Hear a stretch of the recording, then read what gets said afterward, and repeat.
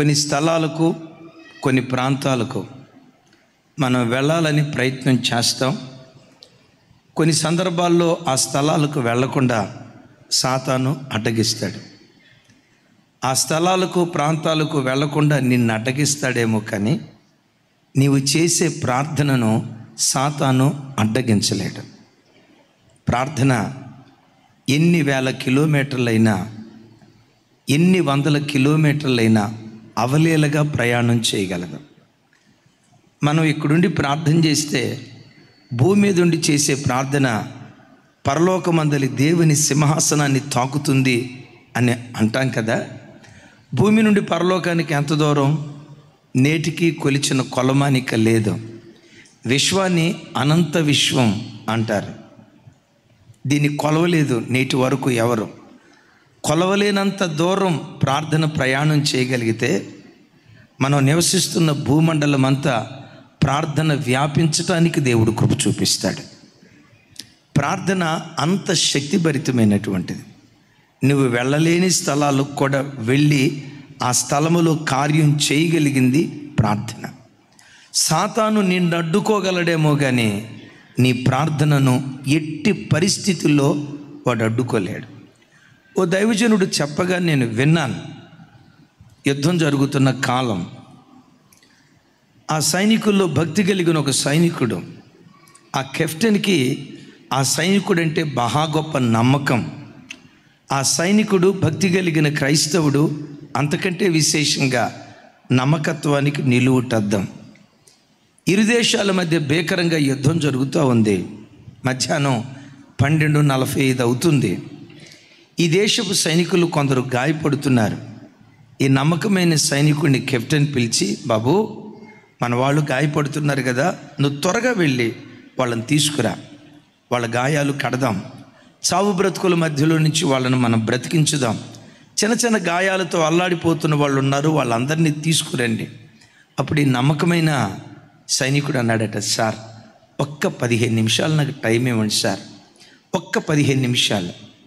ఆ పెద్ద ఆయన, నేను చెప్పిన మాటను ఎప్పుడు ఈయన వాయిదా వేయలేదే, చెప్పిన తోటనే పరుగు పరుగున వెళ్ళేవాడే, చెప్పిన తోటనే చెప్పిన పని వెంటనే చేసేవాడే, ఓ పావుగంట తర్వాత అంటున్నాడేంటి అర్థం కాల. ఓ 10 నిమిషాల తర్వాత మరలా పిలిచాడు, బాబు మన సైనికులు కొంతమంది గాయాల పాలు అయ్యారట, నువ్వు త్వరగా వెళ్ళి మన సైనికుల్ని తీసుకురా please sir, just 5 minutes. Already 10 minutes అయిపోయింది, ఇంకొక 5 నిమిషాలు. ఏమిరా వీడికి 1 గంట అనే సెంటిమెంట్ ఏమైనా ఉందా? ఒక్క 5 నిమిషాల తర్వాత వెళ్తాను అంటున్నాడు ఏంటి? మౌనంగా ఉన్నాడు. ఎప్పుడు మాటకు ఎదురు చెప్పినోడు కాదు కదా. ఎప్పుడైతే ఈ మాట అన్నాడో, సో దీని వెనకేదో ఆంతర్యం ఉంటుందని ఆ కెప్టెన్ మౌనంగా ఉన్నాడు. సరిగ్గా 1 గంట ప్రాంతంలో ఈ నమ్మకమైన సైనికుడు సైన్యంలోకి వెళ్ళి గాయపడిన తోటి సైనికులను భుజాల మీద వేసుకొని శిబిరంలోకి మోసుకొని వస్తూ ఉన్నాడు. 1, 2, 3, 40 దరిదాపుగా 50-60 మంది సైనికులను, గాయపడిన సైనికులను శిబిరంలోకి మోసుకొచ్చాడు.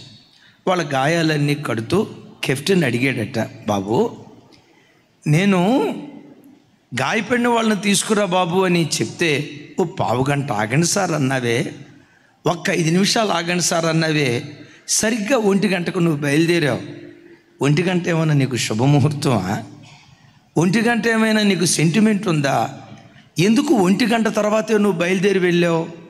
అప్పుడు ఈ సైనికుడు చెప్పాడట, నా తల్లి భక్తి కలిగిన తల్లి సార్, నా తల్లికి ప్రార్థన ఒక అలవాటు. ఉదయం టిఫిన్ మనిషికి ఎట్లా అలవాటో, మధ్యాహ్నం లంచ్ మనిషికి ఎట్లా అలవాటో, సాయంత్రం డిన్నర్ మనిషికి ఎట్లా అలవాటో, మా అమ్మకు ఒక అలవాటు ఉంది సార్. ఆ అలవాటులో ఒక అలవాటు ఏంటో తెలుసా? ప్రతిరోజు మధ్యాహ్నం 1 గంటకి చేతులెత్తి 1 గంట నుండి 2 గంటల వరకు ప్రార్థన చేస్తూ ఉంటుంది సార్. మంచిదయ్యా, మీ అమ్మ ఉండేది ఎక్కడో దూరదేశం, దరిదాపుగా 500-600 కిలోమీటర్ల దూరం కదా, అక్కడెక్కడో తల్లి చేసే ప్రార్థన గురించి ఎందుకు చెప్తున్నావు? సార్ అక్కడెక్కడో నా తల్లి ఉండి ప్రార్థన చేస్తుంది, అక్కడెక్కడో ఉండి నా తల్లి చేసే ప్రార్థన యుద్ధభూమిలో ఉన్న నాకు కవచంగా, కంచెగా మారిపోదు సార్. మీరు చూశారు కదా, 1 గంట నుంచి 2:30 వరకు నేను సైనికులను తీసుకొని వస్తూ ఉంటే చిన్న బుల్లెట్ దెబ్బ కూడా నాకు దొరకలేదు. చిన్న బుల్లెట్ దెబ్బ కూడా నాకు తగలేదు సార్. చిన్న అపాయం కూడా నాకు కలగలేదు సార్. ఎందుకు కలగలేదో తెలుసా? అక్కడెక్కడో ఉండి నా తల్లి చేసే ప్రార్థన నా చుట్టూతో కంచెగా మారిపోయింది సార్. నా తల్లి ప్రార్థన చేసే వరకు నేను ఆగుదామని. నా తల్లి ప్రార్థన చేయకపోతే ఆ ప్రార్థన నాకు కవచంగా ఉండదు కదా. సరిగ్గా 1 గంటకు ప్రార్థన చేస్తుంది, అమ్మ ప్రార్థన నాకు కంచిగా ఉంటుందని 1 గంట దాకా ఆగాను. విచిత్రం చూసారా? యుద్ధ భూమిలోకి తల్లి వెళ్ళగలదా? పెద్దగా చెప్పాలి. యుద్ధ భూమిలోకి తల్లి వెళ్ళి నా కొడుకు చుట్టూతో నిలవబడతానంటే సైనికులు ఒప్పుకుంటారా? పిచ్చిదాన్ని, కొడుకు చుట్టూతో నువ్వు నిలవబడి ఏం చేస్తావని ఆ తల్లిని సైన్యం నెట్టేసేది. అద్భుతం తెలుసా? సైన్యంలోకి తల్లి వెళ్ళలేదు, కానీ తల్లి ప్రార్థన సైన్యంలోకి వెళ్ళి బిడ్డ చుట్టూతో కంచిగా మారిపోయింది. తల్లులారా, తండ్రులారా, నా వైపు చూడండి. అమ్మగా నీ పిల్లలతో కొద్దిసేపే ఉంటావు. కాలేజీకి వెళ్ళేటప్పుడు పిల్లలతో పాటు నువ్వు వెళ్ళలేవు కదా.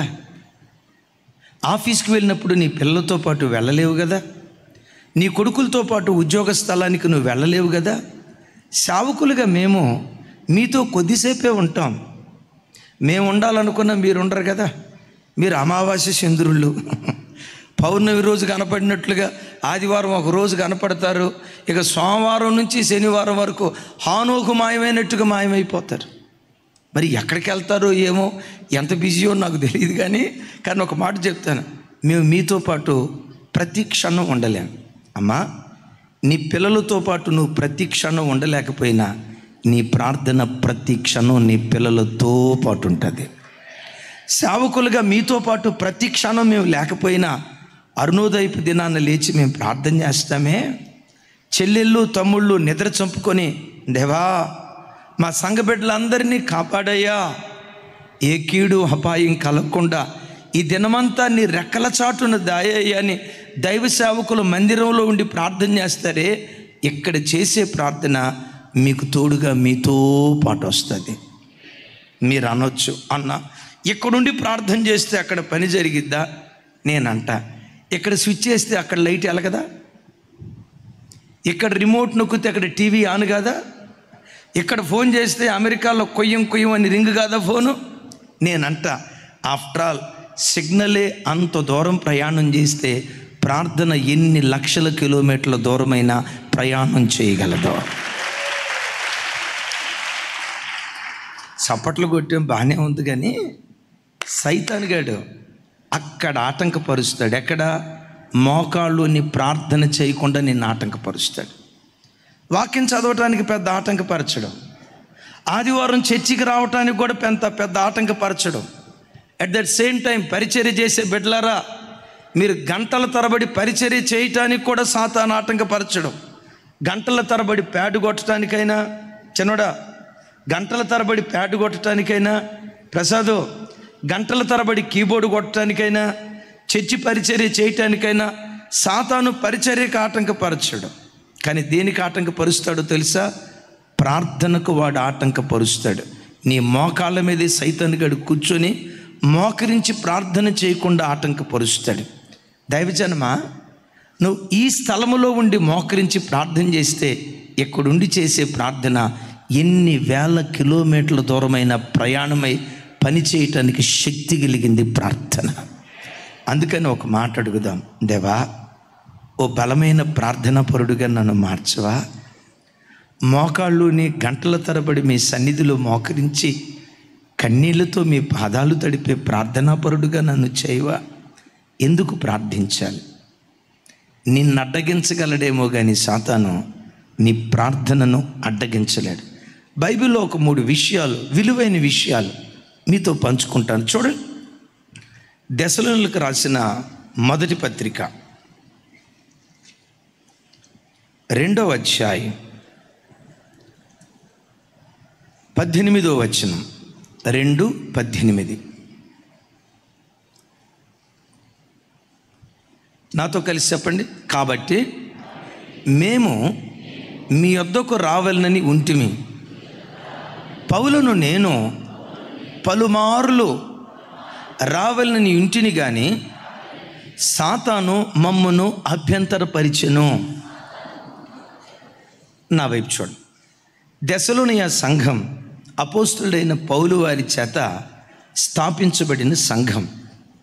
ఇదో భక్తి కలిగిన సంఘం. ఒకేసారి దెసలోనియ ప్రాంతానికి వెళ్ళాడు. సువార్త పని నిమిత్తం వేరే ప్రాంతానికి వెళ్ళి ఈ దైవజనుడైన పౌలుకి తాను స్థాపించిన సంఘం దెసలోనియ ప్రాంతానికి వెళ్ళాలని చాలాసార్లు అనుకున్నాడు. ఎందుకు? తన సువార్త ద్వారా వాళ్ళు రక్షించబడిన వాళ్ళు. యేసయ్యకి మహిమ కలుగును గాక. పెద్దగా చెప్దాం, యేసయ్యకి మహిమ కలుగును గాక. ఒకసారి చూడండి, కాపరి మనసు ఎట్లుంటుందో చెప్తాను. దెసలోనియ సంఘాన్ని పౌలు గారు స్థాపించాడు. ప్రపంచంలో ఎక్కడికి వెళ్ళినా ఓ కాపరి మనసు ఎటు తిరుగుతుందో తెలుసా? తన సంఘం చుట్టూతోనే తిరుగుతూ ఉంటుంది. మేము ప్రపంచంలో ఎక్కడికి వెళ్ళినా, ఏ దేశానికి వెళ్ళినా మా ఆత్మ ఎక్కడ తిరిగిద్దో చెప్పంటారా? తెలిసిన వాళ్ళు చెప్పండి. సోరారంలోనా? మీ చుట్టూతోనే తిరుగుతూ ఉంటుంది. మా పిల్లలు ఎట్లున్నారో, డేవిడనా నీది కంపెనీ చుట్టూతో తిరుగుతుందేమో, మా మనసు మాత్రం మీ చుట్టూతోనే తిరుగుతుంది.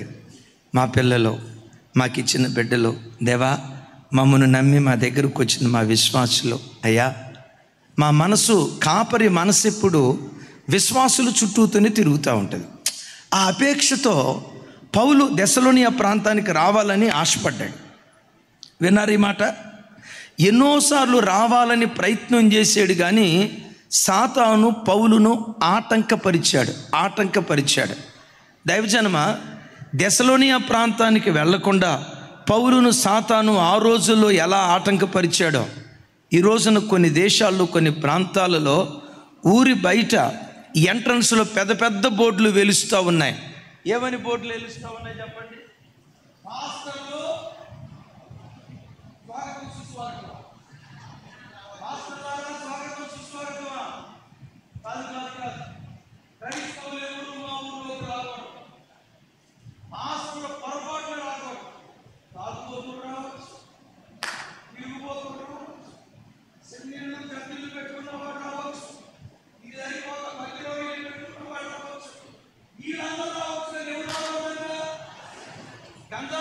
రావచ్చు, గుట్కాలమ్మేవాడు రావచ్చు, తంబాకమ్మేవాడు రావచ్చు, రాజా ఖైనీ. ఏంటంటది? రాజా ఖైనీ అమ్మేవాడు రావచ్చు, వీళ్ళందరూ రావచ్చు, కానీ ఎవరు రాకూడదు? ఈ బోర్డులు ఈ రోజు కొత్తగా వెలిసినవి కాదు. అపోస్తులైన పౌలు గారి కాలంలో కూడా ఈ బోర్డు వెలిసింది. ఆటంకపరిచింది ఎవరంట? బిడ్డలారా, నీ జీవితంలో నీ కొరకు, నీ పిల్లల కొరకు దేవుడు దాచిపెట్టిన వాటిని నువ్వు అనుభవించకుండా కొన్ని సందర్భాల్లో సాతాను ఆటంకపరుస్తాడు. నువ్వు అక్కడికి వెళ్తేనే సమస్య పరిష్కారం అవుతుంది, వెళ్ళాలి. కానీ సైతాను ఏం చేస్తాడో తెలుసా? ఆ స్థలాలకు వెళ్లకుండా వాడు అడ్డగిస్తాడు. ఇప్పుడు ఒక మాట, అసలు పౌలు దెసలోనియ సంఘానికి ఎందుకు వెళ్ళాలనుకున్నాడు? వాళ్ళని చూడటానికి మాత్రమే కాదు, దీని వెనుక ఒక మర్మం ఉంది. ఇది 3వ అధ్యాయంలో చెప్తాడు. చూడండి ఆ మాట. 3వ అధ్యాయం 9వ వచనం నుంచి 13వ వచనం వరకు. అవన్నీ చదవటానికి సమయం లేకపోయినా అవసరమైన మాటలు చదువుతాను నాతో కలిసి. మేము మీ ముఖమును చూచి మీ విశ్వాసములో ఉన్న లోపమును తీర్చున్నట్లు అనుగ్రహించుమని రాత్రింబవళ్ళు అత్యధికముగా దేవునిని వేడుకొనుచుండగా, మన దేవుని ఎదుట మిమ్మల్ని బట్టి మేము పొందుచున్న యావత్తు ఆనందము నిమిత్తము దేవునికి తగినట్లుగా కృతజ్ఞతాస్తుతులు ఎలాగూ చెల్లింపగలము? మన తండ్రి అయిన దేవుడును మన ప్రభు అయిన యేసును మమ్మను నిరాటంకముగా మీ యొద్దకు తీసుకొని వచ్చునుగాక. ఏమన్నాడు చెప్పండి? తండ్రి అయిన దేవుడును మన ప్రభు అయిన యేసుక్రీస్తును నిరాటంకముగా మీ యొద్దకు మమ్మను తీసుకొని వచ్చునుగాక. పెద్దగా చెప్పండి అండి. గాక అంటే చివరేమనాలి? ఆమెన్ అంటే అర్థం ఏంటి చెప్పాలి. అలాగు జరుగునుగాక పితా పుత్ర పవిత్రాత్మ అని అంటారు చూసారా? అలాగు జరుగునుగాక అని అర్థం. ఏమని జరుగునుగాక అన్నాడు? తండ్రి అయిన దేవుని ద్వారా, ప్రభు అయిన యేసుక్రీస్తు ద్వారా నిరాటంకంగా మేము దెస్సలోనియకు వచ్చేటట్లుగా దేవుడు మార్గం సరళం చెయ్యును గాక అన్నాడు. గాక అన్నాడు కానీ పౌలు గారు రెండోసారి దెస్సలోనియ ప్రాంతానికి వెళ్ళాలి. వాళ్ళ ముఖం చూడాలి ప్రార్థన చేశాడు. అక్కడ అడుగుపెట్టి కొన్ని కార్యాలు చేయాలనుకున్నాడు. వెళ్ళాలని ఎంత ప్రయత్నం చేసినా చివరికి పౌలు రెండవ పర్యాయం దెస్సలోనియ సంఘానికి వెళ్ళలేకపోయాడు. అగైన్ మరలా అసలు దెస్సలోనియ సంఘానికి ఎందుకు వెళ్ళాలనుకున్నాడు? 9వ వచనం నాతో కలిసి చెప్పండి. మేము మీ ముఖమును చూచి మీ విశ్వాసములో ఉన్న లోపము తీర్చున్నట్లు అన్న వైపు చూడు. అంటే ఆ సంఘంలో ఉన్న లోపం ఏంటి? విశ్వాసంలో లోపం ఉంది. వాళ్ళ దగ్గరికి వెళ్ళి వాళ్ళ ముఖాన్ని చూసి వాళ్ళ విశ్వాసములో ఉన్న లోపం, ఆ కొదువును తీర్చాలని దెస్సలోనియ ప్రాంతానికి పౌలు వెళ్ళాలని కోరుకున్నాడు. వెళ్ళేటట్లుగా దేవుడు సహాయం చేయమని అక్కడ ఒక మాట అంటాడు. రాత్రింబవళ్ళు అత్యధికముగా దేవునిని వేడుకొనుచుండగా. ఇప్పుడు చెప్పండి, ఏం చేశాడట? రాత్రింబవళ్ళు ఎట్లా వేడుకున్నాడట? అయ్యలారా చూడండి, దైవజనుడు ఎప్పుడు నా కుటుంబం, నా పిల్లలు, నా బంధువులు, నా చుట్టాలు ఈ చట్రంలో పెరిగేవాడు కాదు నిజమైన దైవజనుడు. దైవజనుడు ఎప్పుడు నా విశ్వాసులు, దేవుడు నాకు ఇచ్చిన ఆత్మలో, మా మందిరానికి వచ్చి మా యవ్వన బిడ్డలు, మా తల్లులు, మా చెల్లెళ్ళు, ఈ కుటుంబంలో పవిత్రత లోపంగా ఉందంటయ్యా, ఈ యవ్వన బిడ్డలు కాస్త దేవునికి దూరమైపోతున్నారటయ్యా, ఈ కుటుంబంలో ఆర్థిక ఇబ్బందులు ఉన్నాయటయ్యా, ఈ కుటుంబంలో అనారోగ్య సమస్యలు ఉన్నాయటయ్యా అని 24 గంటలు సంఘం కొరకు అత్యధికంగా దేవుని వేడుకునేవాడే నిజమైన దైవజనుడు, దైవజనురాలు. ఎప్పుడెప్పుడు ప్రార్థన చేశాడట? అప్పుడప్పుడు కాదు, అదే పొరపాటు. ఎప్పుడెప్పుడు ప్రార్థన చేశాడట? అంటే నీకు రెండో పని లేదా? ఒకటే పని సార్, సేవకుడికి ఒకటే పని. మీకు 150 పనులు ఉంటాయి అక్క, మీరు మామూలు వాళ్ళు కాదుగా. జాకబన్నా మీకు 250 పనులు ఉంటాయి, మీకు 250 పనులు ఉంటాయి. కానీ సేవకుడికి ఒకే ఒక్క పని, ఆ ఒక్క పని సంఘ క్షేమం కొరకు రాత్రింబవళ్ళు దేవుని సన్నిధిలో మొరపెట్టడం. చప్పలు కొడుతూ స్తోత్రాలు చెప్దామండి.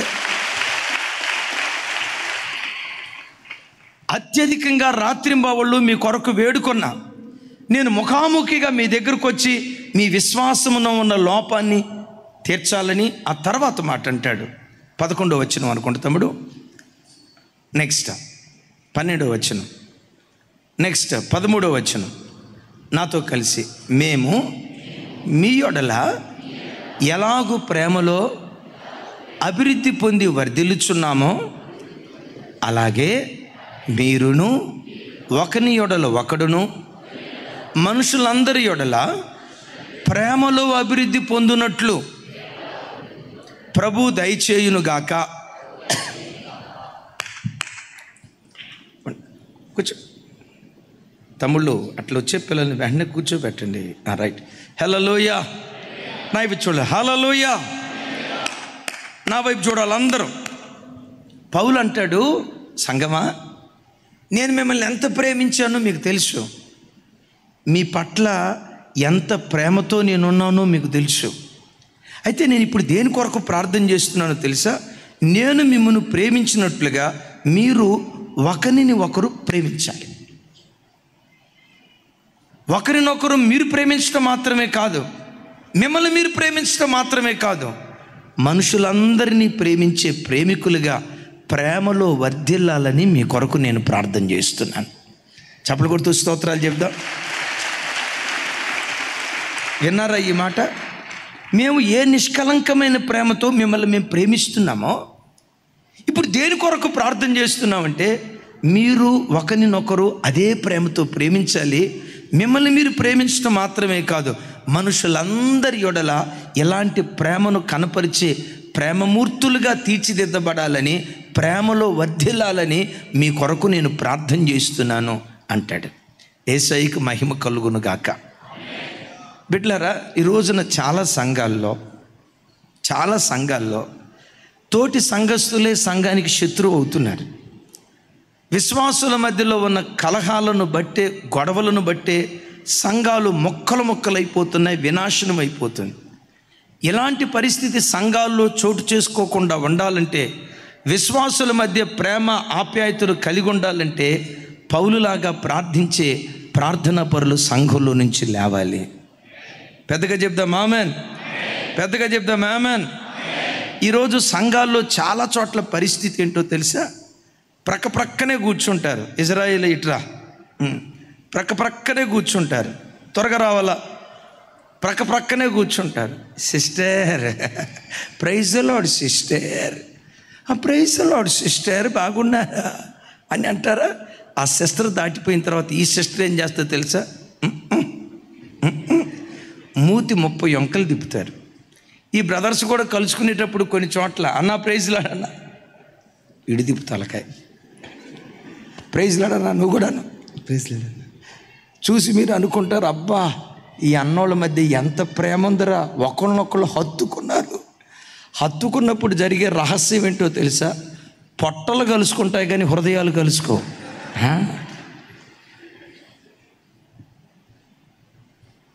విన్నారా? పొట్టలు కలుసుకుంటాయి. మీరు అనుకుంటారు, అబ్బా ఈ చైతన్య బ్రదర్కి జెర్మియాకి ఎంత ప్రేమో కదా, ఈ రాజేష్ బ్రదర్కి జెర్మియాకి ఎంత ప్రేమో కదా. మన మధ్యలో ఇప్పటికీ ఆ ప్రేమ ఉంటుంది.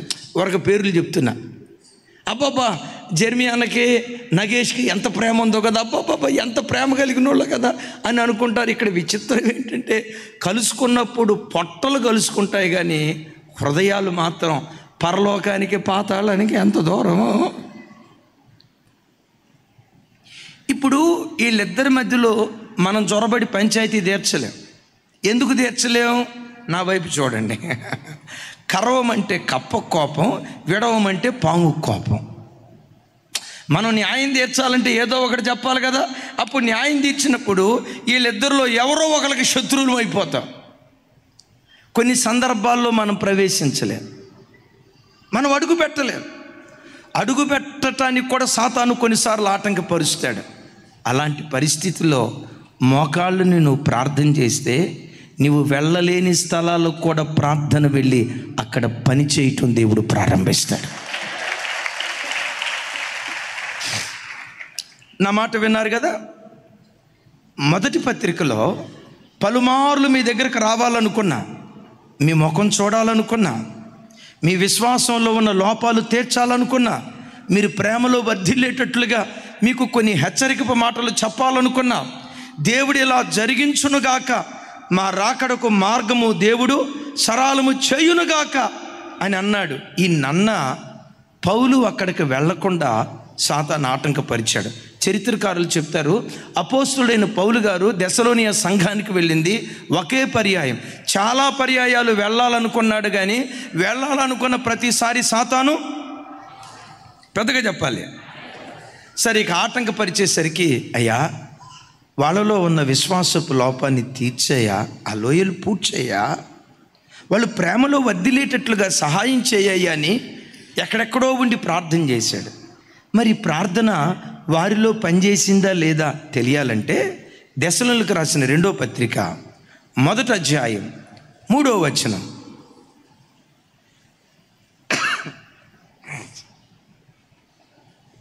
నాతో కలిసి, సహోదరులారా, మేమెల్లప్పుడూ మిమ్మును గూర్చి దేవునికి కృతజ్ఞతాస్తుతులు చెల్లించుటకు బద్దులమై ఉన్నాము. ఇది యుక్తమే. ఎలయనగా మీ విశ్వాసము బహుగా అభివృద్ధి పొందుచున్నది. మీ అందరిలో ప్రతివాడును ఎదుటివాని యొడల చూపు ప్రేమ విస్తరించుచున్నది. చప్పలు కొడితే యేసయ్యకు స్తోత్రాలు చెప్దాం. ఇప్పుడు 2వ పత్రికలో ఏమంటాడు? మీ విశ్వాసము చెప్పాలి నోరు తెరిచి. మీ విశ్వాసము పెద్దగా చెప్పాలి. మీ విశ్వాసము బహుగా విస్తరిస్తుంది. మొదటి పత్రికలో ఏమన్నాడు? మీ విశ్వాసంలో లోపం ఉందన్నాడు. రెండో పత్రికలో ఏమన్నాడు? మీ విశ్వాసము బహుగా విస్తరిస్తుంది అన్నాడు. మీరు ఒకరినొకరు ప్రేమించట్లేదన్నారు. ఇక్కడేమంటాడు? మీ అందరిలో ప్రతి వాడును ఎదుటివాడి ఎడల చూపు ప్రేమ విస్తరించిందన్నాడు. విశ్వాసం విస్తరిస్తుంది, ప్రేమ విస్తరిస్తుంది. నేను అడుగుతా, అయ్యా పౌలు గారు, ప్రేమ విస్తరించింది అన్నావే, విశ్వాసంలో కూడా వాళ్ళు విస్తరించారు అన్నావే, నువ్వు వెళ్ళి అక్కడేమన్నా వాక్యం చెప్పావా? వెళ్ళలేదయ్యా. వెళ్ళాలనుకున్నా కానీ సాతాను ఆటంకపరిచాడు. మరి నువ్వు వెళ్ళకపోయినా వాళ్ళ విశ్వాసం ఎట్లా విస్తరించింది? వాళ్ళ ప్రేమ ఎట్లా విస్తరించింది? పౌలు అంటాడు, సాతాను నన్ను ఆటంకపరిచాడేమో కానీ నా ప్రార్థనను ఆటంకపరచలేదు. నేను వెళ్ళలేకపోయాను కానీ నా ప్రార్థన వెళ్ళగలిగింది. చప్పట్లు కొడుతూ స్తోత్రాలు చెప్తా. తమ్ముడా, విన్నావా? మీ నాన్న కోసం ఏం బాధపడద్దు. ఇక్కడుండి నువ్వు ప్రార్థన చేయి. ఇక్కడుండి చేసే ప్రార్థన నాన్నను దర్శిస్తుంది. అమెరికాలో ఉన్న మీ పిల్లల కోసం ఏం కలవరపడద్దు. మీరు ఇక్కడుండి చేసే ప్రార్థన అమెరికాలో ఉన్న బిడ్డల జీవితాల్లో ఉన్న లోటు కొదువులు దేవుడు తీర్చటం ప్రారంభిస్తాడు. నువ్వు ఎక్కడుండి ప్రార్థన చేసినా, నువ్వు వెళ్ళలేని స్థలాల్లో కూడా ప్రార్థన జొరబడి, ప్రార్థన ప్రవేశించి ఆ స్థలములో పని చేయటం ప్రారంభిస్తుంది. అందుకని ప్రభువు నాకు మాట్లాడుకో, మోకాళ్ళ జీవితం నాకు దయచేయ్యా, ప్రార్థనా జీవితం నాకు దయచేయి. ప్రతిరోజు అరుణోదయపు నాన్న కనీసం ఒక్క అర్ధగంట అయినా లేచి మీ సన్నిధిలో ప్రార్థన చేయకపోతే మీతో నా వైపు చూడాలి, మీతో గడపకుండా గడప దాటి నేను బయటికి వెళ్ళొద్దయ్యా. ప్రతి రాత్రి నా కుటుంబంలో కుటుంబ ఆరాధన జరగాలయ్యా. వారంలో ఒక్కసారైనా కడుపు చంపుకొని, ఆకలి చంపుకొని, నిద్ర చంపుకొని, ఉపవాసముతో నీ పాదాలు ఎదుర్కొనే కృప నాకు దయచేయ్యా. అలా నువ్వు ప్రార్థన చేస్తే ఆత్మీయతలో అంతకంతకు వృద్ధి పొందేటట్లుగా దేవుడు కార్యం చేస్తాడు. ప్రేమలో వృద్ధి పొందారా లేదా వాళ్ళు? విశ్వాసంలో వృద్ధి పొందారా లేదా వాళ్ళు? పౌలు వెళ్ళాడు ఆ స్థలానికి? పౌలు వెళ్ళలా, పౌలు ప్రార్థన వెళ్ళింది. సాతాను పౌలును ఆటంకపరిచాడు, పౌలు ప్రార్థనను ఆటంకపరచలేకపోయాడు. చప్పలు కొడుతూ స్తోత్రాలు చెప్తారు. అవును, కొన్ని స్థలాలకు మనం వెళ్ళలేము, వెళ్ళటానికి అవకాశం దొరకదు. నీ వెళ్ళటానికి అవకాశం దొరకదేమో కానీ నీ ప్రార్థన వెళ్ళటానికి తప్పకుండా అవకాశం ఉంటుంది. పరిశుద్ధ గ్రంథమైన బైబిల్లో ప్రార్థనను ధూపంతో పోలుస్తారు. ఒకసారి చెప్పండి. సాయంకాలము నేను చేతులెత్తుట నైవేద్యం వలె నా ప్రార్థన ధూపం వలె నీ సన్నిధికి చేరునుగాక. ఏమంటే అటు నుంచి మనిషి వస్తున్నాడు, నా వైపు చూడండి, అటు నుంచి మనిషి వస్తున్నాడు. మనిషి ఇటువైపు రాకుండా అడ్డుకోగలమా లేదా? మనిషి ఇటువైపు రాకుండా మనం అడ్డుకోగలమా లేదా? నేనంట అటు నుంచి సాంబ్రాణి పొగ వస్తుంది. సాంబ్రాణి పొగ వస్తుంటే ఆగిపోని ఇట్లా అన్నావు అనుకోండి, అటు వెళ్ళిపోద్ది. అటు వెళ్ళిపోతున్నాను ఇటు అన్నావు అనుకో, ఇటు వెళ్ళిపోద్ది. ఇటు వెళ్తున్నాను ఇట్లా అన్నావు అనుకో, అట్లా కాదు, ఇట్లా నిలవబడ్డావు అనుకో, నీ సంఖ కింద కూడా వెళ్ళిపోద్ది, నీ తల మీదకి వెళ్ళిపోద్ది, నీ చెవుల్లో కూడా వెళ్ళిపోద్ది. ఇంకా అద్భుతం, నీ ముక్కులు గుండా దాటుకుంటూ వెళ్ళిపోద్ది. ధూపాన్ని ఎవ్వడూ ఆపలేడు, ప్రార్థనను కూడా ప్రపంచంలో ఎవ్వడు ఆపలేడు. గనుక దేవుని వాక్యం ప్రార్థనను ధూపంతో పోలుస్తూ ప్రార్థన ఎంత గొప్ప కార్యం చేయగలదో ఒక అద్భుతమైనటువంటి సన్నివేశం. ఆ తల్లి బహు అందగత్తె. ఆ తల్లి పేరు బైబిల్లో మహా గొప్ప అందగత్తె. విచిత్రం తెలుసా? 90 సంవత్సరాల వయసు వచ్చిన ఆ తల్లి అందం తరగలేదు. ఎవరు ఆ తల్లి? ఆ తల్లి అందం తరగల. 90 సంవత్సరాల వయసు. దానికి మునుపు ఐగుప్తు దేశానికి వెళ్ళాడు అబ్రహాం. ఆ దేశం ఎంత గొప్ప దేశమో తెలుసా? ఈ శారమ తల్లి అందాన్ని చూసి ఆవిడ అందాన్ని గూర్చి ఫరో రాజు దగ్గర పొగిడారట. నేను ఒక మాట అంట, ఆ దేశం ఎంత నీతి మాలిన దేశమో చూడండి. ఆ దేశంలో ఉన్న ప్రజలు ఎంత నీతి విలువలు లేని ప్రజలుగా బ్రతుకుతున్నారో చూడండి. ఒక పరాయి స్త్రీ అందం రాజు దగ్గర పొగిడారంటే రాజు బలహీనత వాళ్ళకి తెలుసు. చార్లెస్ అన్న, రాజు బలహీనత వాళ్ళకి తెలుసు. ఆ బలహీనతను బట్టి అబ్బాబాబా శారమ్మ ఎంత అందంగా, ఇప్పుడే కొత్తగా వచ్చిందయ్యా ఒక అమ్మాయి, ఎంత అందంగా ఉందంటే ఆ అమ్మాయి ముక్కు ఉంది, అబ్బాబాబా కోటేరు ముక్కు, కళ్ళున్నాయి, చంపకు చారడేసి కళ్ళు, జడ ఉంది మున్సిపాలిటీ సీపిరి, మెడ ఉంది కొంగ మెడ, అబ్బాబాబాబా ఎంత, అసలు ఐగుప్తు దేశం అంతా వెతికినా ఎట్టాటి అందగత్తె కనపడదు. బిడ్లారా, నా వైపు చూడండి. నువ్వు చదివే చోట, నువ్వు బ్రతికే చోట, నువ్వు జీవించే స్థలాలలో పరస్త్రీలను గూర్చి వెకిలిగా మాట్లాడే వ్యక్తుల మధ్యలో ఒకవేళ బ్రతుకుతున్నావా? పరస్త్రీలను గురించి అశ్లీలంగా ద్వంద్వార్థాలతో కూడిన మాటలతో మాట్లాడే వ్యక్తుల మధ్య ఒకవేళ నువ్వు జీవిస్తున్నావా? దేవుని ప్రతినిధిగా చెప్తున్నాను, ఆ చెడు సహవాసము నుండి యేసు నామములో వెంటనే బయటకు వచ్చుదువుగాక. ఇక రాజు శారమ్మ తల్లి మీద మనసు పడ్డాడు, తీసుకురండి అని చెప్పాడు. నా ప్రభు బిడ్డలారా, కట్టుకున్న తన భార్యను, అప్పటికి మేబీ 40 సంవత్సరాలు శారమ్మతో అబ్రామయ్య ఎంతో కరెక్ట్గా చెప్పలేం, అన్ని సంవత్సరాలు కాపురం చేసిన భార్యను తన చేతిలో నుంచి లాక్కొని ఆ తల్లిని చెరపటానికి తన ఇంట్లోకి తీసుకొని వెళ్తే అబ్రహాము ఆ రాత్రంతా ప్రశాంతంగా నిద్రపోయి ఉంటాడా? రాత్రంతా కన్నీళ్లతో దేవుని పాదాలు తడిపుంటాడా? మీరు ఒక్కరు కూడా చెప్పరు ఎవరా తమ్ముడా? చెప్పాలి. రాత్రంతా ఏం చేసి ఉంటాడు? ఏడ్చి ఉంటాడు. దేశం కాని దేశానికి వచ్చానయ్యా, నేను ఆ రాజుతో మాట్లాడలేనయ్యా, నా భార్యను ఏ గదిలో బంధించారో నాకు తెలియదయ్యా, ఒకవేళ నేను వెళ్ళాలని ప్రయత్నం చేసిన భటులు ఊరుకుంటారా, సైనికులు ఊరుకుంటారా, చంపేస్తారయ్యా, నేను అక్కడికి వెళ్ళలేను. అబ్రహాము ఆ రాత్రి అంతా కన్నీరు మున్నీరుగా ఏడ్చి ఉంటాడు. అద్భుతం తెలుసా? అబ్రహాము చేసిన ప్రార్థన ఫరో రాజు శారమును ముట్టకుండా ఆ ప్రార్థన కంచెగా మారిపోయింది.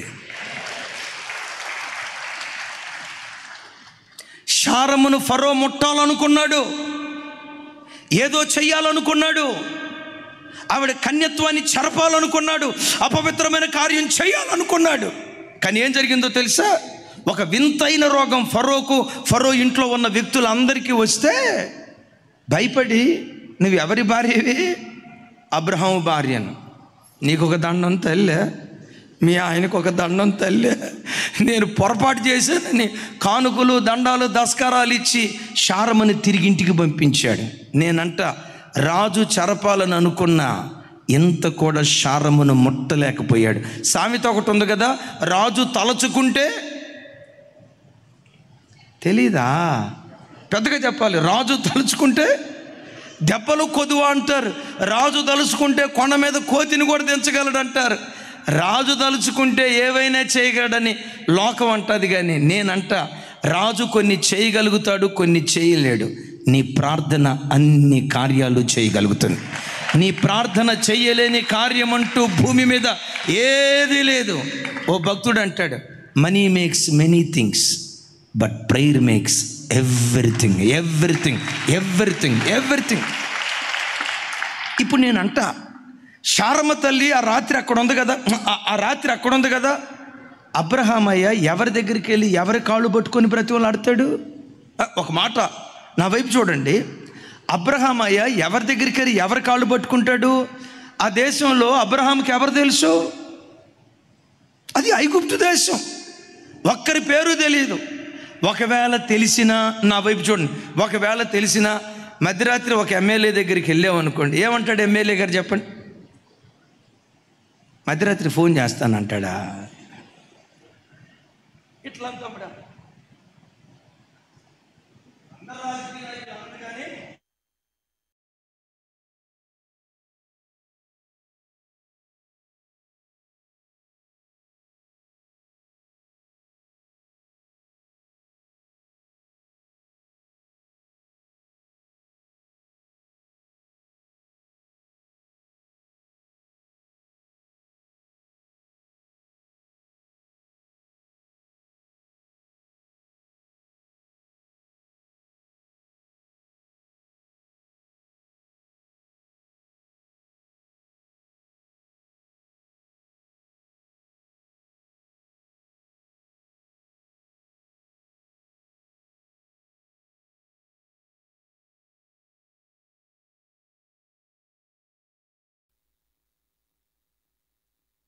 సార్ మొన్న మీకు పలానా సహాయం చేసి సార్ ఇదిగో ఇట్లా సహాయం చేసి పెట్టండి సార్ అంటే, టెన్షన్ పడకయ్యా, ఈ మధ్యరాత్రి ఏం చేస్తాం, తెల్లారిని 7 ఆ ప్రాంతంలో వెళ్దాంలే, తెల్లారిన తర్వాత మాట్లాడతాను అనేవాడు. ఇప్పుడు తెల్లారిన తర్వాత వెళ్తే రాత్రి జరగాల్సిన కార్యక్రమం జరిగేది కదా, దరిద్రం జరిగేది కదా. నేనంట మధ్యరాత్రి అనేది దేని గుర్తో తెలుసా? ఏ సహాయము దొరకని చోట కూడా సహాయం దొరికేటట్లుగా ప్రార్థన పని చేయగలదు. పెద్దగా చెప్దాం. సేమ్ ఇదే సిచ్యువేషన్ ఫిలిస్తీ దేశంలో అగైన్ రెండవసారి షారమకు జరిగింది. అప్పటికి షారమ వయసు 90 సంవత్సరాలు దాటింది. ఆ వయసులో కూడా తల్లి అందం తరగల. అంత చక్కటి అందగత్తె మీద అబీమెలెకు రాజు కన్నేసి ఏదో చేయాలనుకున్నాడు. ఎక్కడేం జరిగిందో తెలుసా? రాత్రికాలం స్వప్నమందు అబీమెలెకు దేవుడైన యెహోవా ప్రత్యక్షమై, అబీమెలెకు, షారమ విషయంలో నువ్వు చచ్చిన వాడివి. ఆవిడ ఒకనికి భార్య, అతని పేరు అబ్రహాం. అతడు ఒక ప్రవక్త. అతడు నీ కొరకు ప్రార్థన చేస్తాడు. ఆయన ప్రార్థన చేశాడా, మూయబడిన ద్వారాలు తెరవబడతాయి. అతడు ప్రవక్త అన్నాడు. చప్పలు కొడుతూ స్తోత్రాలు చెప్తా. నేను ఈ మాటలు ఎందుకు చెప్తున్నానంటే, పిల్లల్ని, ఆడపిల్లలను స్కూల్కి పంపించేటప్పుడు, కాలేజీకి పంపించేటప్పుడు, అమ్మా శుభ్రంగా చున్నీ వేసుకోమా, అటు ఇటు చూడకమ్మా, నీ కన్యత్వాన్ని కాపాడుకోమ్మా, జాగ్రత్తగా ఉండమ్మా, అమ్మా మాట జారితే అంటారు చూసారా, కాలు జారొద్దమ్మా, జాగ్రత్తగా బ్రతకమ్మా అని నీ బుద్ధి మాటలు చెప్తాం. నీ పిల్లలకు కూడా దేవుని కొరకు బ్రతకాలనే ఆశ ఉంటుంది. ఎందుకు? బిడ్డలు మందిరానికి వచ్చేవాళ్ళు. ఈ వయసులో లోకంలో యవ్వన బిడ్డలు ఏ ఐమాక్స్ థియేటర్ చుట్టూతో తిరుగుతూ ఉంటే, ఏ సినిమా హాల్ చుట్టూతో తిరుగుతూ ఉంటే, ఏ సాయి పూజనో ఏ పూజనో ఎటో సినిమా హాల్ వైపు వాళ్ళు తిరుగుతూ ఉంటే, నీ పిల్లలు మందిరానికి ఎందుకు వచ్చారో తెలుసా? రాకపోతే నువ్వు తిడతావనే కాదు, వాళ్ళ గుండె లోపట దేవుని కొరకు బ్రతకాలనే ఆశ ఎంతో కొంత గూడు కట్టుకొని ఉంది. పెద్దగా చెప్పాలి. ఆ ఆశ ఉండటాన్ని బట్టే బిడ్డలు మందిరానికి రాగలిగారు. వాళ్ళు మందిరానికి వచ్చారంటే దేవుని కొరకు బ్రతకాలనే ఆశ వారి గుండెల్లో ఉన్నది అనేదానికి ఇంతకు మించిన సంకేతం మరొకటి ఏదీ లేదు. అయితే ఒకటి, నువ్వు బుద్ధి మాటలు చెప్పావు, నువ్వు హెచ్చరిక మాటలు చెప్పావు, నీ మాట అంటే నీ బిడ్డకు కూడా విలువే. కానీ తాను వెళ్ళే సమాజం ముందు చూసారా, బిడ్డ మంచిగా బ్రతకాలనుకున్న లోకం మంచిగా బ్రతకనివ్వదు. నీ బిడ్డ వెళ్తా ఉంటే ఎవడో వెకిలోడు కొండి చూపులు చూస్తాడు, వంకర చూపులు చూస్తాడు, అది ఒక రకమైన చెడ్డ కళతో నీ పిల్లలను చూడటం ప్రారంభిస్తాడు. వాళ్ళలో పాపపు బీజం లేకపోయినా ఆ పాపపు బీజం పుట్టేటట్లుగా రకరకాలుగా పనిచేయటం ప్రారంభిస్తాడు. నీ బుద్ధి మాటలు విన్న బిడ్డ నిన్ను విడిచిపెట్టి వెళ్ళిపోతుంది. కానీ ఒక మాట వింటావా? నువ్వు ఇంట్లో ఉండి నా బిడ్డ చుట్టూతో కంచి వేయ్యా, నీ రక్తపు కంచిలో నా బిడ్డను దాయ్యా, ఏ దుస్తుని కన్ను నా బిడ్డ మీద పడకూడదయ్యా, పవిత్రురాలైన కన్యకగా నా బిడ్డ నీ కొరకు పెరగాలయ్యా, నా బిడ్డను అట్లా పెంచవా అని నువ్వు ప్రార్థన చేస్తే, నువ్వు ఎక్కడుండి చేసే ప్రార్థన నీ కుమార్తెకు తోడుగా వెళ్ళటం ప్రారంభిస్తుంది. పెద్దగా చెబుదాం ఆమెనని. నీవన్నీ చోట్లకి వెళ్ళలేవు. ఆమెన్. ఏమంటే మా అమ్మాయి నేను కాపాడుకోవాలంటే నేను కూడా మా అమ్మాయితో పాటు కాలేజీకి వస్తానండి, మా అమ్మాయి పక్కన బెంచ్ పక్కన కూర్చుంటానండి అని అంటే లెక్చరర్ చూసి, God bless you my daughter, ఎంత అద్భుతమైన నిర్ణయం తీసుకున్నావు, కూర్చోమంటాడా? ఈ అమ్మాయి ఏమన్నా బుద్ధి ఉందా? తల్లిగా అన్ని స్థలాలకు నీ పిల్లలతో పాటు వెళ్ళలేవు. నీవు వెళ్ళలేవు, కానీ నీ ప్రార్థన వెళ్ళగలుగుతుంది. ఆ ప్రార్థన ఏం చేస్తుందో తెలుసా? మోహంతో చూసే ప్రతివాడు నీ బిడ్డను చూచిన తోడనే మోహం విషయంలో చచ్చేవాడిగా మిగిలిపోతాడు. అందరు ఆడపిల్లలను చూసినట్లుగా నీ పిల్లలను వెకిలిగా వాడు చూడడో నువ్వు ప్రార్థన చేస్తే. దేవుని సన్నిధిలో తల్లిగా నువ్వు రోధిస్తూ దేవుని సన్నిధిలో నువ్వు మొరపెడితే అందరు ఆడపిల్లలను చూసే విధానం వేరు, నీ ఆడపిల్లలను చూసే విధానం వేరు. నీ ఆడపిల్లలను చూసిన వెంటనే వీరు దైవభక్తి కలిగిన బిడ్డలయ్యా, వీళ్ళు దేవుని బిడ్డలయ్యా, లోకానుసారంగా బ్రతికి నీ పిల్లలను చూడటంతో ఒక పవిత్రమైన భావన వారి గుండెల్లో పుట్టేటట్లుగా దేవుడు కార్యం చేస్తాడు. చప్పలు కొడుతూ స్తోత్రాలు చెప్తా. నేనంట అమ్మ ప్రార్థనే నీకు అంత తోడుగా ఉంటే నీ ప్రార్థన నీకు ఎంత నా వైపు చూడాలి. అమ్మ ప్రార్థనే నీకు అంత తోడుగా ఉంటే నీ ప్రార్థన నీకు ఇంకెంత తోడుగా ఉంటుందో ఆలోచించు. ఒకడు 1000 మందిని తరిమితే ఇద్దరు 10,000 మందిని తరుముతారు. అమ్మ ప్రార్థన 1000 మందిని తరిమితే అమ్మ ప్రార్థనకు నీ ప్రార్థన తోడైతే 10,000 శత్రువులను తరిమే శక్తివంతులుగా దేవుడు మనలను మారుస్తాడు. పెద్దగా చెప్దాం. వినపళ్ళ పెద్దగా పెద్దగా పెద్దగా. ఒక చిన్న సాక్ష్యం. ముంగంటి శాంతారావు గారని మన తెలుగు రాష్ట్రాల్లో భారతదేశంలో తమ్ముడు ముంగంటి శాంతారావు గారు. ఆయనకున్న గొప్ప కృప ఏంటంటే సైకిల్ మీద గ్రామాలు, మండలాలు, జిల్లా రాష్ట్రాలు తిరుగుతూ గోడల మీద దేవుని వాక్యం రాస్తాడు. గోడల మీద ఒక ప్రాంతం కాదు, 2 ప్రాంతాలు కాదు, బహుశా భారతదేశంలో అన్ని ప్రాంతాల్లో మ్యాక్సిమం అన్ని రాష్ట్రాలకు వెళ్ళి దేవుని వాక్యాన్ని గోడల మీద రాశాడు. అదిగో ఆయనే. ఆయన టీషర్ట్ చూడండి పైన ఎట్టుందో. ఆయన టీషర్ట్ అమ్మ ఏమి రాసిందో చెప్పండి. పెద్దగా చెప్పాలి. యేసుక్రీస్తే పెద్దగా యేసుక్రీస్తు దేవుడు కాదు. పెద్దగా చెప్పాలి. యేసుక్రీస్తు మహాదేవుడు. తాను వేసుకునే డ్రెస్ మీద కూడా వాక్యం రాసుకుంటాడు. కొంతమంది తల్లిదండ్రులు ఉంటారు. ఒక బర్త్డేకి వెళ్ళాం. ఆ బర్త్డే కేక్ కట్ చేసిన తర్వాత ఆ పిల్లోడు ప్రార్థన చేసుకుని తిరిగి వెళ్తున్నాడు. వెనక టీషర్ట్ మీద ఏమని రాసిందో తెలుసా? Drink more wine, save water. Drink more wine, save water. నేను అది చూసి అన్న ఈ టీషర్ట్ కొంత ఎవరన్నా అన్న అంటాడు. నేనే అన్నా. ఈలో పక్కొచ్చింది. కాదు అన్న నేను. ఇద్దరు గొప్ప సాధించారులే. వెనక టీషర్ట్ మీద ఏమి రాసిందో చూసారా? అన్న ముందు చూసాం కానీ వెనక చూడలేదన్న. మరి చూడండి ఒకసారి ఏముందో. బీరు ఎక్కువగా తాగండి, నీళ్లను ఆదాయం చేయండి. ఒకేసారి ఇద్దరేం చేశారో తెలుసా? ఇంకొక టీషర్ట్ మీద I am most sinful man. ఆ టీషర్ట్ కోటి వేసుకొని తిరుగుతున్నాడు. వినండి. ఈయన టీషర్ట్ కాదు అది. చూడండి లెనిన్ క్లాత్. ఆ తెల్ల బట్ట మీద యేసుక్రీస్తే మహాదేవుడు, యేసుక్రీస్తే మహారక్షకుడు. ఇలా భారతదేశం అంతా సైకిల్ మీద తిరుగుతూ గోడల మీద రాశాడట. మొత్తానికి ఒక పర్యాయం రాత్రిపూట అడవి ప్రాంతంలో చిక్కుకున్నాడు. అది అడవి ప్రాంతం అంటారు కదా, కాకుల దూరని కారడివి, చీమల దూరని చిట్టడివి. ఆ భయంకరమైన అడవిలో తను చిక్కుకున్న తర్వాత ఆ రాత్రి పండుకునేటప్పుడు ప్రార్థన చేసుకున్నాడట.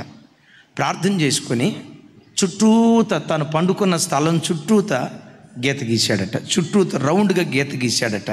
దేవా, ప్రార్థన కంచె అని చాలాసార్లు వాక్యం చెప్పాను, ప్రార్థన ప్రాకారం అని చాలాసార్లు వాక్యం చెప్పాను. సమూయేలు ఉండిన దినములలో ఫిలిష్తీయులు ఇశ్రాయేలీల సరిహద్దులలోనికి రాక ఆగిపోయిరి, ఆ బార్డర్ దాకా రాక ఆగిపోయిరి అని చాలాసార్లు బైబిల్లో చదివాను. ప్రార్థన ద్వారా సాతాను ప్రవేశించకుండా కార్యం చేస్తాను అని వాక్యం చెప్పాను. ఇది కారు, ఇది చిట్టడివి, భయంకరమైన క్రూర మృగాలు ఉన్న అడివి.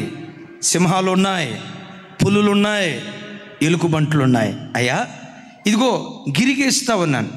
ఏ సింహం వచ్చినా గిరి దాకా వచ్చినా పర్వాలా, ఆ గిరి అవతలే నిలవబడాలి కానీ గిరి దాటి లోపలికి రాకూడదు.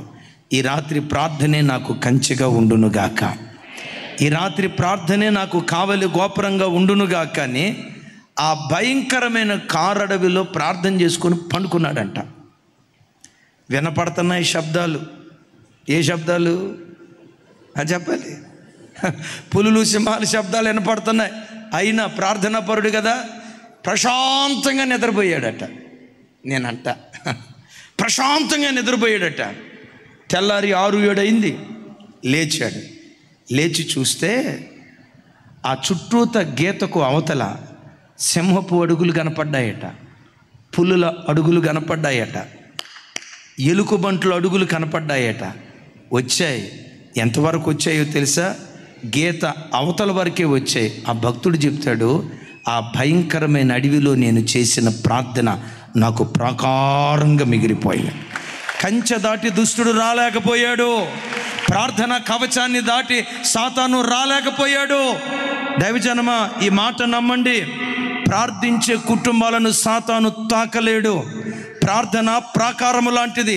ప్రార్థన ప్రాకారాన్ని దాటి ఏ దుష్టుడు మన ఇంటిలో అడుగు పెట్టలేడు. కొన్నిసార్లు దుష్టుడు మన ఇంటిలో అడుగు పెడుతున్నాడంటే కొన్ని సందర్భాల్లో కారణం ప్రార్థన ప్రాకారం పడిపోవటాన్ని బట్టి, ప్రార్థన కంచె తెగిపోవటాన్ని బట్టి దుష్టుడు మన కుటుంబాల్లో అడుగు పెడుతున్నాడు.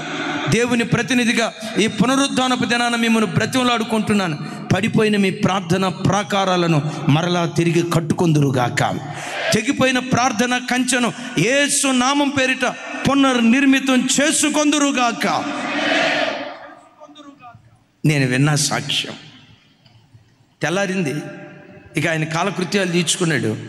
ఇంకో గ్రామానికి వెళ్ళి సువార్త ప్రకటిద్దామని ఇక ఫ్రెష్ అప్ అయ్యి అట్లా రెడీగా ఉన్నాడు. ఈ లోపు మహారాష్ట్ర రాష్ట్రాన్ని గతంలో సీఎంగా పరిపాలన చేసిన ఒక ముఖ్యమంత్రి, ఓ మహా గొప్ప నేత, ఇద్దరు, వాళ్ళ పేర్లు నేను చెప్పలేను, నాకు తెలుసు. వాళ్ళ పేర్లు తెలియాలంటే ప్రార్థన అయిపోయిన తర్వాత అడగండి, అప్పుడు చెప్తా. ఓకే? వాళ్ళిద్దరు అదే మార్గం గుండా కారులో ప్రయాణమే వెళ్తున్నారట. ఒంటరిగా ఉన్న ముంగంటి శాంతారావు గారిని చూసి, అయ్యో పాపం బాటసారి తప్పిపోయినట్టున్నాడు, అయ్యోయ్యో అయ్యోయ్యో అయ్యోయ్యో అని చెప్పి పిలిచి, బాబు ఎక్కడికి వెళ్ళాలి? పలానా టౌన్కి వెళ్ళాలి సార్, రా కూర్చో, మేము అటే వెళ్తున్నాం, తీసుకొని వెళ్తాం అని కూర్చోబెట్టుకున్నారట. వెళ్ళే పరంపరలో ఈయన క్రైస్తవుడు అన్న సంగతి వాళ్ళకి తెలిసింది. వాళ్ళకి క్రైస్తవుడు అంటే ఫిల్ ఇన్ ద బ్లాంక్స్, ఇక అది నేను చెప్పలేను అసలు. అరే శుభం అంట ఎక్కించుకున్నామని అనుకుంటా, ఏమయ్యా ఎందుకయ్యా టైం అట్లా వేస్ట్ చేసుకుంటా, యేసు ప్రభు యేసు ప్రభు యేసు ప్రభు అని ఊరూరు తిరుగుతూ ఉంటే ఆయన ఏమైనా మొద్దన్నం పెడతాడా? ఏమైనా ఇల్లు ఇస్తాడా, కూడిస్తాడా, గుడ్డిస్తాడా? కష్టపడి సంపాదించుకొని మాకులాగా కార్లు సంపాదించుకొని హాయిగా కారులో తిరగవచ్చు కదా. ఏమయ్యా పని పాట లేక ఊరూరు తిరుగుతావు, డబ్బులు సంపాదించుకొని మాకులాగా కారు సంపాదించుకొని కారులో తిరగవచ్చు కదా అన్నారంట. అప్పుడు మొంగంటి శాంతారావు గారు అన్నారంట, మరి ఇప్పుడు నేను దేని మీద తిరుగుతున్నాను సార్?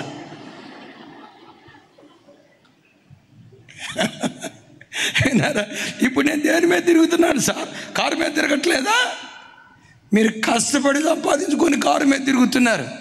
కష్టపడకపోయినా చేసిన ప్రార్థన ద్వారా ఈ కారులో దేవుడు తిప్పుతున్నాడు సార్ నన్ను. వాళ్ళిద్దరి పేర్లు ఏంటో తర్వాత అడగని చెప్తా. ఆ భక్తుడు చెప్తాడు, ప్రార్థన కంచె, ప్రార్థన ప్రాకారం. నువ్వు వెళ్ళలేని స్థలాల్లో కూడా నీ ప్రార్థన వెళ్ళగలదు, అక్కడ పని చేయటం ప్రారంభించును గాక. చప్పలు కొడితే సైకు స్తోత్రాలు చెప్తాం.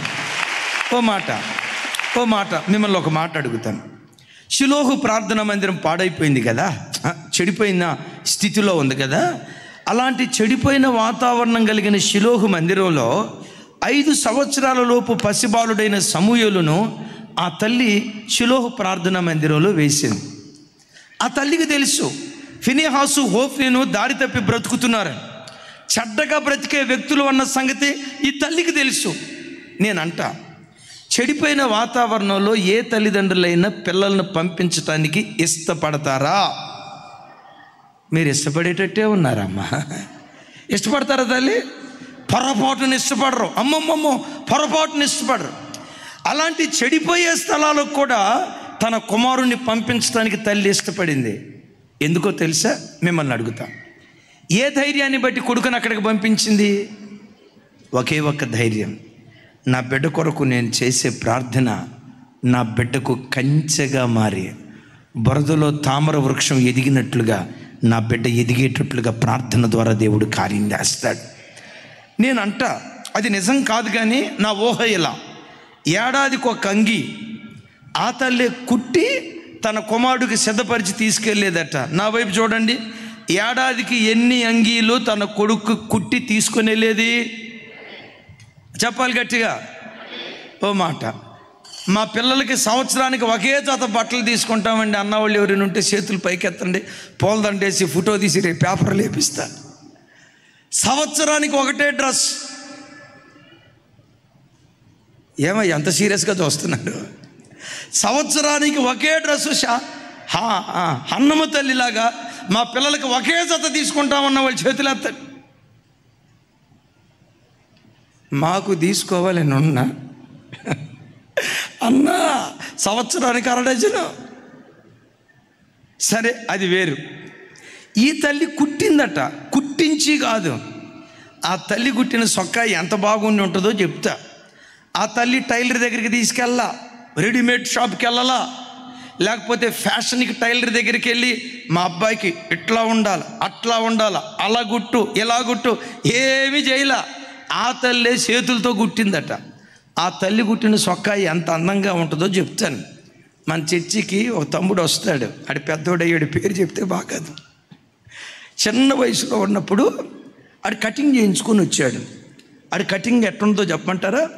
మన పల్లెటూళ్ళలో లేత దూడలకి కటింగ్ చేస్తారు చూసారా, చిన్న దూడలకి. మన తెలుగు భాషలో ఏమంటారంటే, గుంటూరు భాషలో బొరికలు అంటారు. అంటే ఇక్కడ ఎంట్రుకలు, ఇక్కడ గుంట, ఇక్కడ ఎంట్రుకలు, ఇక్కడ గుంట, ఇక్కడ ఎంట్రుకలు, ఇక్కడ గుంట, ఇక్కడ ఎంట్రుకలు, ఇక్కడ గుంట. వాడు తలకాయ చూస్తే బైబిల్ భాషలో చెప్పాలంటే, బైబిల్లో ఒక మాట రాసింది, అది కొండలు లోయలు కలిగిన దేశం అని. వాడు తలకాయ కొండలు లోయలు కలిగిన దేశంలాగుంది. నాకు అర్థం కాక అడిగా, ఒరే నీ కటింగ్ ఎవరు చేశారా? ఏ మంగళాయం చేశాడ్రా? ఏ నాయి బ్రాహ్మణుడు చేశాడ్రా నీకంటే? అంటాడు, మా అమ్మే చేసింది అన్నా. అమ్మ చేసిన కటింగ్ ఎంత బాగుందో, సమూయేలుకి అమ్మ కుట్టిన సొక్కాయ కూడా అంత బాగుండి ఉంటుంది. ఇది ఇక్కడ దాకా పోయి ఉంటుంది, ఇది పైకి లేచి ఉంటుంది, ఈ కాలర్ ఇక్కడ దాకా పోయి ఉంటుంది, ఇది ఇక్కడ దాకా వచ్చి ఉంటుంది. ఆ తల్లి తన కొడుక్కి ఫ్యాషన్లో నేర్పలేదు. చప్పట్లు కొడుతూ స్తోత్రాలు చెప్దాం. అయితే ఒక మాట చెప్తాను, నారతో నేయబడిన అంగి అని రాస్తుంది కదా. ఇప్పుడు నార తీసేటప్పుడు నీళ్ళలో నానబెట్టి కొన్ని రోజులు ఊరబెట్టిన తర్వాత నార తీసుకుంటారు. నా ఊహ ఇలా, ఆ తల్లి ఏ నీళ్ళల్లో ఆ కర్ర నానబెట్టి నార తీసి ఉంటుందో తెలుసా? నా నమ్మకం, తన కన్నీటి చుక్కల్లో దాన్ని నానబెట్టి ఆ నార బయటికి తీసి ఉంటుంది. ఒక్కొక్క దారం మీద తన కన్నీటి చుక్కలు ఉన్నాయి. ఒక్కొక్క దారం మీద తన దేవుని పాదాలు కన్నీటితో తడిపిన అనుభవాలు, ఒక్కొక్క దారం కన్నీటి అనుభవాలతో చేసింది గనుక ఆ అంగి తొడుక్కున్నాడు గనుక, ప్రార్థనతో తయారు చేయబడిన అంగి తొడుక్కున్నాడు గనుక, బురదతో నిండుకున్న షిలోహు మందిరంలో సమూయేలు తామర వృక్షంలాగా పెరిగాడు. అమలారా, ప్రపంచం బురదతో కూడుకున్న ఈ లోకంలో నీ పిల్లలు తామర చెట్టులాగా దేవుని కొరకు బ్రతుకుదురుగాక. వాళ్ళని అలా బ్రతికించేది నీ ప్రార్థన. అందుకనే పడిపోయిన నీ ప్రార్థన బలిపీఠాన్ని యేసు నామములో మరలా తిరిగి కట్టుకొందువుగాక. చప్పట్లు కొడితే యేసయ్యకు స్తోత్రాలు చెప్దాం. ఆమేన్. ఆఖరి మాట చెప్తాను, మనం వెళ్ళలేని స్థలాలకు కూడా వెళ్ళగలిగింది సాతాను. నిన్ను అడ్డుకోగలడేమో కానీ నీ ప్రార్థనను అడ్డుకోలేడు. నీ ప్రార్థన ధూపం లాంటిది. ఛేదించుకుంటూ, దాటుకుంటూ, అడ్డంకులను తొలగించుకుంటూ ఎన్ని వేల లక్షల కిలోమీటర్ల దూరమైన ప్రయాణం చేయగలిగింది నీ ప్రార్థనా జీవితం. రైట్? ఇప్పుడు ఒక మాట, ఇశ్రాయేలీయులు ఐగుప్తు దాస్యత్వంలో నుంచి విడిపించబడిన తర్వాత వాళ్ళ మీద యుద్ధం చేయటానికి వచ్చారు. ఇశ్రాయేలీయుల మీద యుద్ధం చేయటానికి వచ్చిన మొట్టమొదటి శత్రువు ఎవరు? అమాలేకీయులు. అమాలేకు సైతానుగాడు. అమాలేకు అనే పేరుకున్న అర్థం కాస్త అసహ్యంగా ఉంటుంది, కానీ బైబిల్లో రాసింది కాబట్టి చెప్తాను. అమాలేకు అనగా నాకెడివాడు అని అర్థం. ఒకసారి చెప్పండి. మన చిన్నతనంలో పల్లెటూళ్ళలో ఆ పెద్ద కాలపు మనుషులు భోజనం అంతా తిన్న తర్వాత చేతులు ఏం చేస్తారు చెప్పండి? కదా, కొంతమంది మహానుభావులు ప్లేటు కూడా దేవునికి స్తోత్రం, నా వైపు చూడు అంటే క్లీన్ స్వీప్. సైతాన్ గాడు ఎవరో తెలుసా? నీకు దేవుడు ఏ మేలు చేశాడో, ఏ మేలైన వాటిని నీకు ఇచ్చాడో, ఏ మేలైన వాటిని నీ పిల్లలకి ఇచ్చాడో, దేవుడు నీకు ఏ మేలైన వాటిని ఇవ్వాలని ఆయన ఆశపడ్డాడో అది నీకు దొరకకుండా క్లీన్ స్వీప్ చేయాలి. ఇదే సైతాన్ గాడి ప్రణాళిక. నీ ఇంట్లో సమాధానం ఉందా? సమాధానాన్ని దొంగిలించాలి, సైతాన్ గాడి ప్రణాళిక. ఆరోగ్యంగా బ్రతుకుతున్నారా? అనారోగ్యం పాలు ఎలా చేయాలి? ఇది సైతాన్ గాడి ప్రణాళిక. పర్వాలేదు, చేతుల కష్టార్జితం దీవించబడింది, కొంచెం నెమ్మదైన బ్రతుకుతున్నారు. మీ చేతి నెడలో 10 మంది బ్రతుకుతున్నారు. మీ చేతులు ఇచ్చే చేతులుగా దేవుడు బలపరిచాడు. సైతాన్ గాడు చూసి భవిష్యత్తులో ఏం చేయాలనుకుంటాడో తెలుసా? ఇచ్చే నీ చేతులను చాచే చేతులుగా చేయాలని, నీ కష్టార్జితం సిల్లి సంచిలో వేసుకున్న డబ్బులాగా మార్చాలి. ఇది సైతాన్ గాడి ప్రణాళిక. ఎవడవాడు? నాకెడివాడు. దేవుడు నీకు ఇచ్చిన ప్రతి మేలైన దాన్ని దొంగిలించాలని ప్రయత్నం చేసేవాడు. ఎంతోమంది చెప్తారు, అయ్యా ఒకప్పుడు మా కుటుంబం ఎంత సమాధానంగా ఉండేదో, ఒకప్పుడు మేము ఎంత నెమ్మదిగా బ్రతికేవాళ్ళము, ఒకప్పుడు మేము ఎంత ఆత్మీయంగా బ్రతికేవాళ్ళము, ఆత్మీయతకు నిలువటద్దంగా ఒకప్పుడు మా ఇల్లు ఉండేది. అమ్మా ఒకప్పుడు మా ఇల్లు ఎలా ఉండేదో ఎంత ఒకప్పుడు అంటున్నారు, ఇప్పుడు ఏమైందమ్మా? సాతాను గాడు నాకేసాడయ్యా. తమ్ముడు, చెల్లి, నీ పరిస్థితి కూడా అదేనా? ఒకప్పుడు ఎంత ఆత్మీయంగా బ్రతికేవాళ్ళం అయ్యా, ఒకప్పుడు ఆత్మీయంగా శిఖరాల మీద ఉండేవాళ్ళమయ్యా, ఈరోజు ఆత్మీయ మనసు కోల్పోయాం. సైతాన్ గారు నాకేశాడా? అమాలేకీయుని నిర్మూలన చేసే ఓ దైవికమైన పద్ధతి. దైవజనుడైన మోషే యెహోషువని పిలిచి, మన కొరకు మనుషులను ఏర్పరచుకొని మీరు యుద్ధ భూమిలోకి వెళ్ళండి, మీరు కత్తి తీసుకొని యుద్ధ భూమిలోకి వెళ్ళండి. అయ్యా మోషే గారు, మమ్మల్ని యుద్ధ భూమిలోకి వెళ్ళమంటున్నారు, మరి మీరు ఎక్కడికి వెళ్తారు? ఇళ్లలో యుద్ధం చేతైన ఒకే ఒక వ్యక్తి మోషే. ఎందుకు? మోషే ఫరో రాజాస్థానంలో ఉన్నప్పుడు సకల విద్యలు నేర్చుకున్నాడట. యుద్ధం వచ్చిన వాడు మోషే. యెహోషువకు ఇశ్రాయేలు ప్రజలకు యుద్ధం రాదు. వాళ్ళు ఏం చేశారు? ఐగుప్తులో ఇటుకలు నొక్కేవాళ్ళు, మట్టి దొక్కి మట్టి పిసికి ఇటుకలు తయారు చేసేవాళ్ళు. ఇటుకలు తయారు చేసేవాడు కత్తి పట్టుకోవటం ఎట్లా తెలుస్తుంది? ఏమంటే డాక్టర్కి అయితే ఇంజెక్షన్ చేయటం వచ్చు, నర్సక్కకైతే ఆ ఇంజెక్షన్ నాకు ఇస్తే గేదెకు పొడిచినట్టుగా కదా, వచ్చినోడే దాన్ని చేయగలుగుతాడు. యుద్ధం వచ్చిన మోషే అంటాడు, నేను కొండ మీదకి వెళ్తా. ఆహా, మరి మమ్మల్ని ఏం చేయమంటావు? కత్తి పట్టుకొని యుద్ధానికి వెళ్ళండి. అయ్యా మీరు కొండ మీదకి వెళ్ళి ఏం చేస్తారు? నేను యుద్ధ భూమిలోకి రాలేను. ఒకవేళ నేను వచ్చినా వాళ్ళు మొట్టమొదటి టార్గెట్ నా మీదే చేస్తారు. అదిగో అలాగని వాళ్ళకి భయపడి కాదు. యుద్ధ భూమిలోకి నేను రాకపోయినా కొండ మీదకి ఎక్కి మీ కొరకు ప్రార్థన చేస్తా. నేను చేసే ప్రార్థన యుద్ధ భూమిలోనికి దిగి వచ్చి మీ జీవితాల్లో కార్యం చేయటం ప్రారంభిస్తారు. బైబిల్లో రాయబడిన అద్భుతమైన మాట ఏంటో తెలుసా? మోషే చేతులెత్తగా ఇశ్రాయేలీలు గెలిచిరి, మోషే చేతులు దించగా. అరే చెప్పాలి, గట్టిగా పెద్దగా చెప్పాలి. మోషే చేతులెత్తగా ఇశ్రాయేలీలు గెలిచిరి.